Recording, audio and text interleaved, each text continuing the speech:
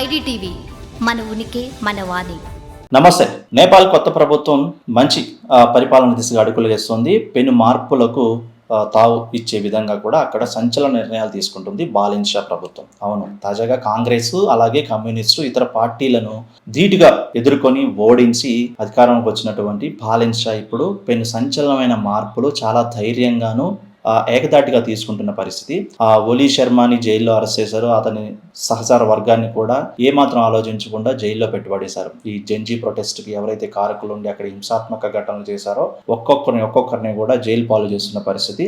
తాజాగా ఇండియాలోను ఇతర దేశాల్లోనూ ఎటువంటి విద్యా వ్యవస్థ ఉందో నేపాల్లో కూడా విద్యార్థులకు, పిల్లలకు, ముఖ్యంగా అక్కడ జనరేషన్కు విద్యా వ్యవస్థలో పాలిటిక్స్ని పూర్తిగా కూడా నిర్మూలిస్తూ, అంటే స్కూళ్ళల్లో పాలిటిక్స్ అనేది ఉండొద్దు. ఇక నుంచి యూనివర్సిటీ తరహాలో వాళ్ళకి ఒక ఏజ్ వచ్చిన తర్వాత, రాజకీయ అవగాహన కలిగిన వయసు వచ్చిన తర్వాతనే పాలిటిక్స్ ర్యాలీస్ కానివ్వండి, అయితే రాజకీయానికి సంబంధించినటువంటి వ్యవస్థల్లో అడుగు పెట్టాలి తప్ప విద్యా వ్యవస్థలో ఉన్నప్పుడు పాలిటిక్స్కి దూరంగా ఉండాలి. అసలు పాలిటిక్స్ అనేవి విద్యార్థులకు అప్పుడే అవసరం లేదనే ఒక మంచి సంస్కరణ. భారతదేశం లాంటిలో మనకి ఇంటర్మీడియట్ వరకు కూడా స్కూళ్ళల్లో ముఖ్యంగా పాలిటిక్స్ అనేవి ఉండవు. రాజకీయ వ్యవస్థనే దగ్గర రానివ్వరు విద్యార్థులకు, పిల్లలకు.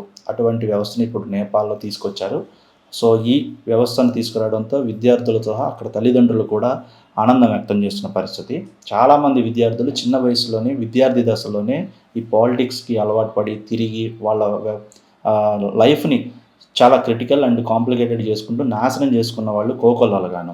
అటువంటి పరిణామాలు ఇక ఉండకూడదు అంటూ పెనుమార్పులు దిశగా అడుగులు వేస్తున్నాడు బాలిన్ షా. దాంట్లో భాగంగానే విద్యా వ్యవస్థలో మొట్టమొదటిసారిగా విద్యా వ్యవస్థలో స్కూల్ దశలో రాజకీయాలు అనేవి ఉండకూడదనేది ఒక సంచలన నిర్ణయం. నిజంగా చెప్పాలంటే అందరూ స్వాగతించారు. ముందు ఎటువంటి నిర్ణయాలు ఇంకా తీసుకుంటారనేది అక్కడ ప్రజాస్వామ్యం ఎదురు చూస్తోంది.